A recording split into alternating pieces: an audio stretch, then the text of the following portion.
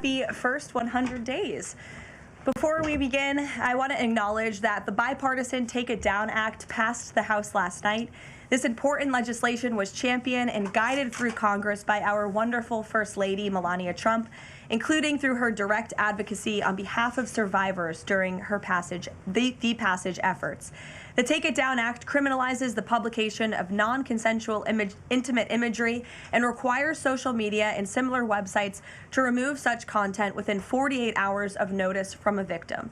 The First Lady thanks all those who voted in favor of this important legislation, and the President looks forward to signing it when it arrives on his desk. Today officially marks 100 days of promises made and promises kept by President Trump. This has truly been the most historic start to a presidency in American history. After building the greatest economy in the world in his first term as president, President Trump is in the process of doing that all over again. The American people trust in President Trump. Since his first day in office, President Trump has focused on defeating the Biden inflation crisis, bringing down the cost of living, and making the United States the best place in the world to do business, invest, create jobs, and innovate. And President Trump's efforts are working. 345,000 jobs have already been added since the start of President Trump's term. Last month's jobs report saw nearly 100,000 more jobs than economists predicted, and it was the fourth highest month for private payroll growth in the past 2 years. 9,000 manufacturing jobs have been added to the economy already. This is a sharp contrast to the 6,000 manufacturing jobs that were lost each month in the final 2 years of the Biden administration. The U.S. employment rate remains at historic lows. And thanks to President Trump, Americans are seeing price relief for the first time in years. The last inflation report showed the first consumer price decline since the COVID pandemic, a decrease in energy prices, and real average hourly wage growth. President Trump is delivering on his promises to lower costs for American families and businesses. Prices across the board for everyday goods have seen declines since this president was inaugurated. From airfare to used motor vehicles to prescription drugs, prices are dropping. In fact, last month's drop in the price of prescription drugs was the largest ever recorded.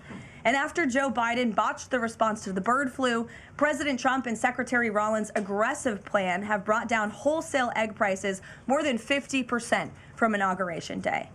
President Trump ended Joe Biden's reckless war on American energy and fossil fuels and has restored American energy dominance. And Secretary Wright, Secretary Doug Burgum are working hard on that effort every single day. Oil and gas prices are now way down because of this bold approach. Gasoline prices down 7%. Energy prices are also down as well. The Department of Interior just announced a new offshore drilling policy that will boost oil production in the Gulf of America by 100,000 barrels per day. On the deregulation front, President Trump is committed to cutting senseless red tape, especially for America's small business owners who are the backbone of our economy. We know cutting regulation leads to lower costs and higher growth. The mass deregulation effort by this administration will help usher in the golden age of America, which is underway.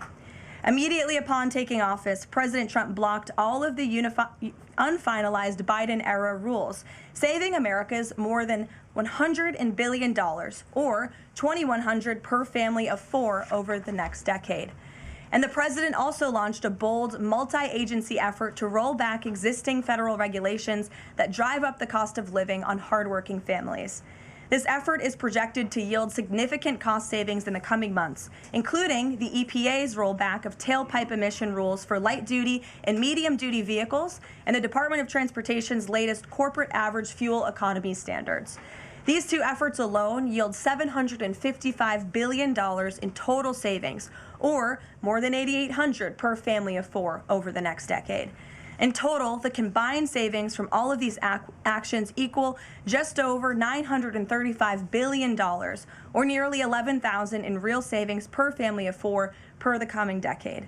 The press is not talking nearly enough about the positive impact of President Trump's deregulation campaign. And investments from the biggest companies and countries in the world are pouring in under this president. So far, total investment commitments under the Trump administration have reached more than $5 trillion. including $500 billion from Apple in U.S.-based manufacturing and training, $500 billion from NVIDIA in AI infrastructure, $100 billion from TSMC and U.S.-based chips manufacturing, and the $500 billion private investment by OpenAI, Oracle, and SoftBank in AI infrastructure as well. All of these investment commitments are estimated to generate at least 451,000 new high-paying jobs for American workers and families.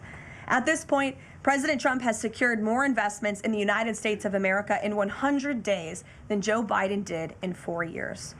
President Trump is America's businessman in chief, and that's why these trillions of dollars in investments are flooding to our country. The business community is bullish on America because President Trump is back in charge.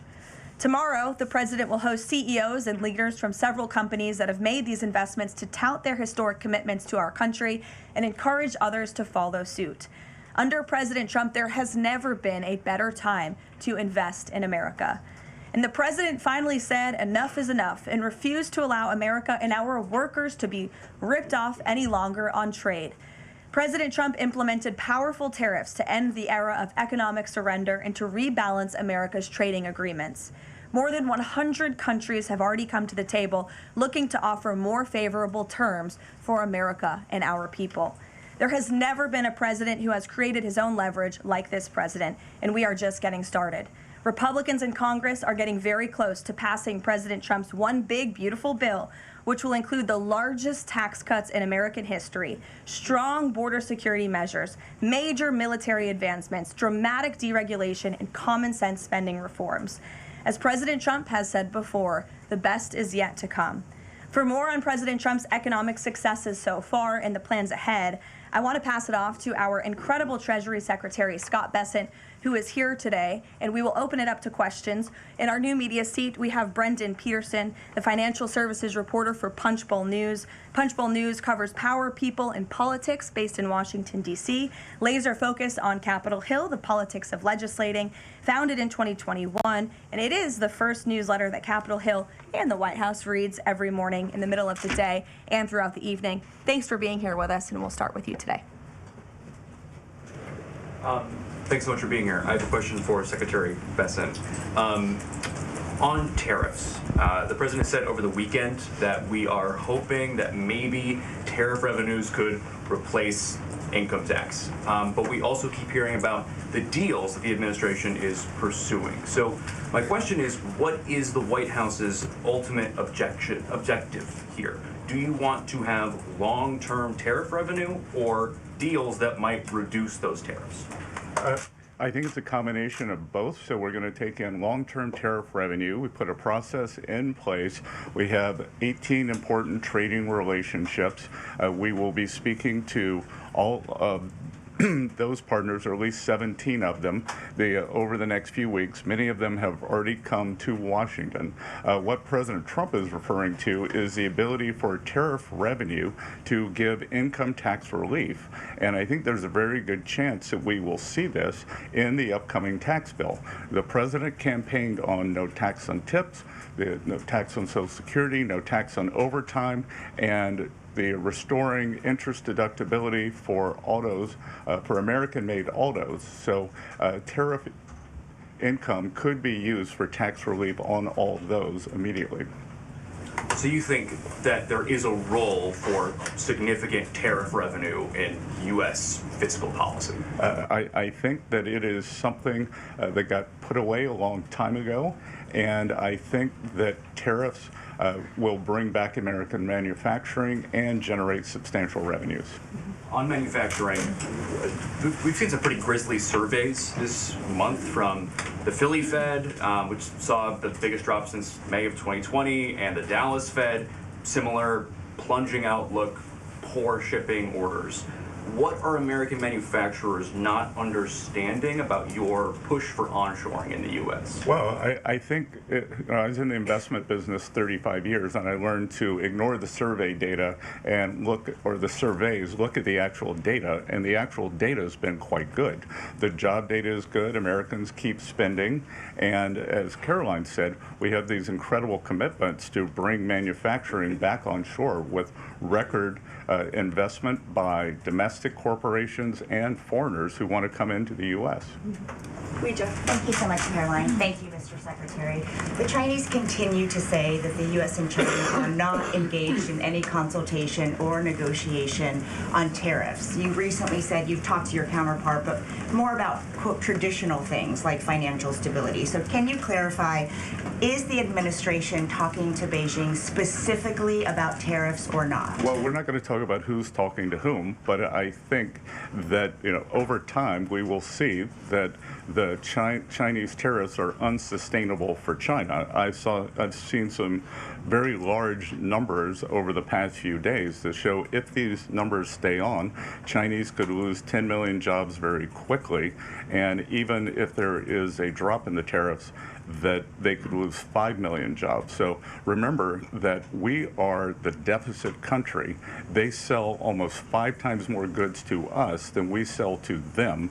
So the onus will be on them to take off these tariffs. They're unsustainable for them. And they are saying you guys are not talking about it. So is that true?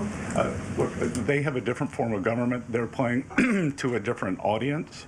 So I'm not going to get into the nitty-gritty again of who's talking to whom. But as I said, I believe for the Chinese, these tariffs are unsustainable. And very quickly, 2 days ago, you said you didn't know if President Trump had spoken to Xi Jinping. Do you know now? Again, I would say Karoline and I have a lot of jobs around the White House. Running the switchboard isn't one of them. Bloomberg, go ahead. Secretary Bessent, thank you so much for being here this morning. You've talked about the importance of giving investors certainty when it comes to the market, yet the Trump administration is continuing to negotiate several complex trade deals in a very sort of compressed time frame. When do you expect you'll be able to give the market some certainty around those deals? Do you have a deadline? Is it the 90-day pause? What are we looking at here? Good question. And I think one thing that has been a little disconcerting for the markets is, President Trump creates what I would call strategic uncertainty in the negotiations. So he is more concerned about getting the best possible trade deals for the American people. We had 4 years of bad deals for decades of unfair trading, and we are going to unwind those and make them fair. What we are doing is we've created a process. I think the aperture of uncertainty will be narrowing, and as we start moving forward announcing deals, then there will be certainty. But certainty is not necessarily a good thing in negotiating. And Mr. Secretary, last night there were reports on the administration sort of walking back a little bit on the auto tariffs. Can you sort of just elaborate on that decision there and what we can expect going forward, and why sort of the shift in those auto tariffs? Well, President Trump has had meetings with both domestic and foreign auto producers, and he's committed to bringing back auto production to the U.S. So we want to give the automakers a path to do that quickly, efficiently, and create as many jobs as possible. Jasmine. Thank you so much, Caroline. Thank you, Secretary. Back on China, does the administration anticipate supply chain shocks or supply shocks coming now that cargo shipments from China are significantly down? And if so, are there plans in the process of how to address that? I wouldn't think that we would have supply chain shocks, and I think retailers have managed their inventory in front of this. I speak to dozens of companies, sometimes daily, but definitely weekly, and they know that President Trump is committed to fair trade and have planned accordingly. And then second question, can you outline the timeline for when you think some of these deals, particularly with your Asian countries like India, Japan, South Korea, you may have an announcement? I'm glad you brought up our Asian trading partners and allies. They have been the most forthcoming in terms of doing the deals. As I mentioned, Vice President Vance was in India last week. I think that he and Modi made some very good progress, so I could see some announcements on India. I could see the contours of a deal with the Republic of Korea coming together, and then we've had substantial talks with the Japanese. Andrea. Secretary Bessent, just continuing on the path of the sort of progress. You said yesterday, I think, that it was could happen as early as this week or possibly next week. Can you give us a bit of a timetable? And then I wanted to ask about South Korea specifically. They've said that they probably won't be able to make a comprehensive deal until early July because of their elections. Japan also has elections. And to what extent are domestic factors complicating your efforts? Canada just had an election. You know, are you seeing that you might have to think about delaying the 90 days? Well, I would actually take the opposite tack, that I think from our talks that these governments actually want to have the framework of a trade deal done before they go into elections to show that they have successfully negotiated with the United States. So we are finding that they are actually much more keen to come to the table, get this done, and then go home and campaign on it. Sean? I'm sorry, did you have a comment on whether something could happen this week or next week? For a deal. So, you said yesterday. Again, I think that we are very close on India. And in India, just a little inside baseball, India, in a funny way, is easier to negotiate with than many other countries because they have very high tariffs and lots of tariffs. So it's much easier to confront the direct tariffs when as we go through these unfair trade deals that have been put in over decades, that the non-tariff trade barriers can be much more insidious and also harder to detect. So a country like India, which has the posted and ready tariffs, it's much easier to negotiate with them. So I think the India negotiations are moving well. Sean, go ahead. Hi, Mr. Secretary. So it was reported this morning that Amazon will soon display a little number next to the price of each product that shows how much the Trump tariffs are adding to the cost of each product. So isn't that a perfect, crystal clear demonstration that it's the American consumer and not China who is going to have to pay for these policies? I will take this since I just got off the phone with the president about Amazon's announcement. This is a hostile and political act by Amazon. Why didn't Amazon do this when the Biden administration hiked inflation to the highest level in 40 years? And I would also add that it's not a surprise because, as Reuters recently wrote, Amazon has partnered with a Chinese propaganda arm. So this is another reason why Americans should buy American. It's another reason why we are onshoring critical supply chains here at home to shore up our own critical supply chain and boost our own manufacturing here. Is Jeff Bezos still a Trump supporter? Look, I will not speak to the president's relationships with Jeff Bezos, but I will tell you that this is certainly a hostile and political action by Amazon. And Secretary, if you have anything to add. Yeah, I would also add that the bringing down the terrible Biden inflation has been a priority for the first 100 days of the Trump administration, and President Trump has done a great job of leading that since January 20th.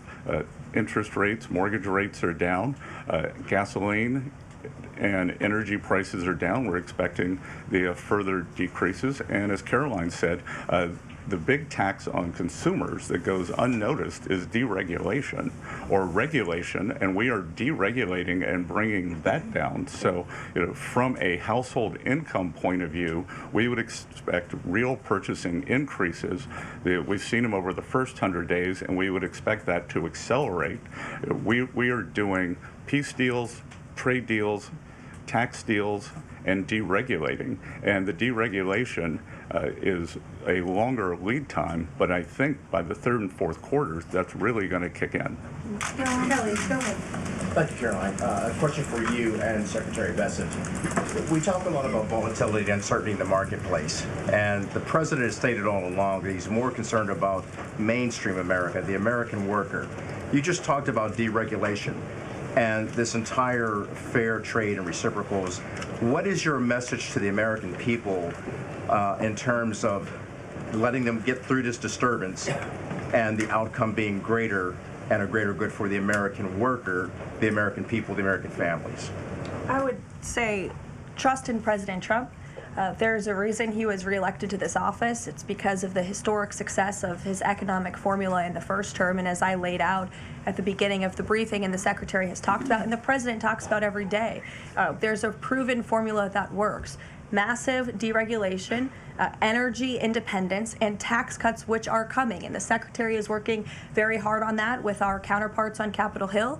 If you want to talk about that, that's a huge deal to put more money back into the pockets of hardworking Americans. As for the fair trade deals the president is trying to negotiate, he's not just righting the wrong of the mess that he inherited from the past 4 years of the Biden administration. This is a mess that has been created for the past 4 decades that has sold out the middle class, that has moved jobs overseas. You think about our heartland, middle America, what towns used to look like, what they look like today. President Trump wants to restore the golden age, and it's a process to do that. And that process is underway, but he's put together a fantastic trade team. Secretary Bessent, Secretary Lutnick, Jamieson Greer, all working incredibly hard on this effort 24/7.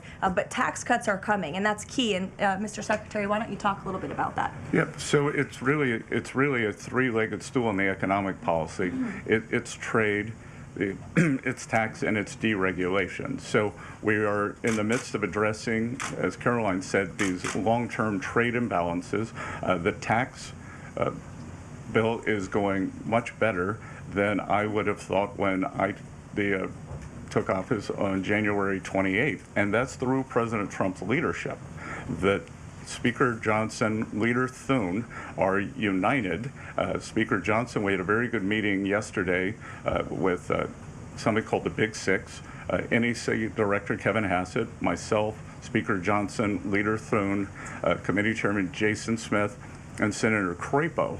And the tax bill is moving forward. It is going to give permanence to the 2017 Tax Cuts and Job Act, which will, back to the question on certainty, it will give American business certainty, it will give American people certainty, and then President Trump is also adding the things for working Americans that is talked about earlier: no tax on tips, no tax on overtime, no tax on Social Security, making auto payments deductible. So that will substantially address the affordability crisis. And the other thing that I would note, and back to data, is that the Vanguard, one of the largest money management firms in America, said that over the past 100 days, 97% of Americans haven't done a trade. And in fact, individual investors have held tight while institutional investors have panicked. So individual investors trust, investors trust President Trump. Megan, in the back. Thank you both. Can you detail for us exactly what we should expect as far as relief on the auto tariffs front? And then further, Mr. Secretary, should we expect other industries to also get relief the way we've now seen for auto and tech as well? I'm not going to go into the details of the auto tariff relief, but I can tell you that it will go substantially toward reshoring American auto manufacturing. And again, the goal here is to bring back the high quality industrial jobs to the U.S. President Trump is interested in the jobs of the future, not the jobs of the past. We don't need to necessarily have a booming textile industry like where I grew up again, but we do want to have precision manufacturing and bring that back. And another important, very important function of this that does not get talked about enough is national security. President Trump, his overriding concern and belief is that economic security is national security is economic security. And we saw during COVID that our supply chains got cut off. And we need to bring back a lot of those supply chains, whether it's in semiconductors, medicines, the steel. And we have to onshore those. So it's a combination of making trade free and fair and remedying this gaping national security hole that he was left with. And if I could on China. I would just add, Megan, the president will sign the executive order on auto tariffs later today, and we will release it as we always do. Go ahead. Secretary, any updates on the negotiation with the European Union, and is it hard to negotiate with the European Union? Pardon? Do you have any updates on the negotiation with the European Union? I'm more involved in the Asian negotiations. My observation would be, goes all the way back to Henry Kissinger's statement, when I call Europe, who do I call? So we're negotiating with a lot of different interests. Some of the European countries have put on an unfair digital service tax on our big internet provider. France and Italy, other countries, Germany and Poland, don't have that. So we want to see that unfair tax of one of America's great industries removed. So it's going to be a give and take. So they have some internal matters to decide before they can engage in an external negotiation. Edward. Yeah, thanks, Caroline. Mr. Secretary, so contacts I have in the business community say that they're basically frozen for long-term investment because of the uncertainty around tariffs. How long do you think President Trump has to make a deal before there's damage to the economy? Look, I think that what we're seeing is that business leaders, they've gone into a pause, and I think we're going to give them great certainty on this tax bill. And I think over the next couple of weeks, as I said, we have 18 important trading relationships. We'll put China to the side. 17 they are in motion. And then, as I said yesterday, I think there's a very good chance we're going to get this tax bill done. And the tax bill is going to be very powerful for domestic U.S. investment. So what we are going to do, one of the most powerful parts of President Trump's 2017 tax bill was full expensing of equipment. We are going to make that, as President Trump said in his speech to Congress, that will be retroactive to January 20th. The other thing that we are looking to add is full expensing for factories. So bring your factory back. You can fully expense the equipment and the building. We will couple that with deregulation, cheap energy, and regulatory certainty, and that will continue to make the U.S. the greatest destination for domestic and foreign investment. And the president, well, if I can follow, just the president said that world leaders would like to meet with him in Rome, in Vatican City, about trade. Other than President Zelensky, who did the president meet with, and about trade, and when could we get some of those deals? The president met with President Zelensky, as you know, which we talked about, and the president continues to be engaged with his fellow leaders around the world in the European Union. You've seen many of them visit the White House. I want to harp on, in closing, the point the Secretary just made. On the campaign trail, the president promised the American public that he was going to make America the best country in the world to do business again. The lowest taxes, lowest regulation, lowest energy costs of anywhere in the world. And if you do business in the United States, you won't pay a tariff, you won't pay a price. That's not just good for companies around the world, but it's good for the American worker. That's what this team is focused so hard on every day. We have work to do. The golden age of America is underway. But as I pointed out in the beginning, there's a lot of reason for the American consumer, the American CEO, the American small business owner to be confident and optimistic about this president and where we're headed. So you will hear more from the president himself later this evening. He is traveling to Michigan, as you all know. He'll make a stop at the Air Force Base with Governor Whitmer, and then we will head to a rally tonight where you'll hear more from him directly. So we'll see you in Michigan. Thank you, guys.